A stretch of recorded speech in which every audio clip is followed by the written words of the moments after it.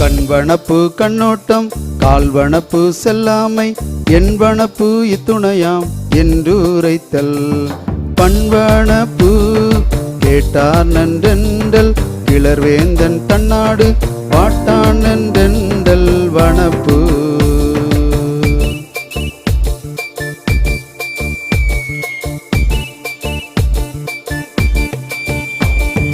கண்வனப்பு கண்ணோட்டம் கால்வனப்பு செல்லாமை என்பனப்பு இத்துணையாம் என்றுரைத்தல்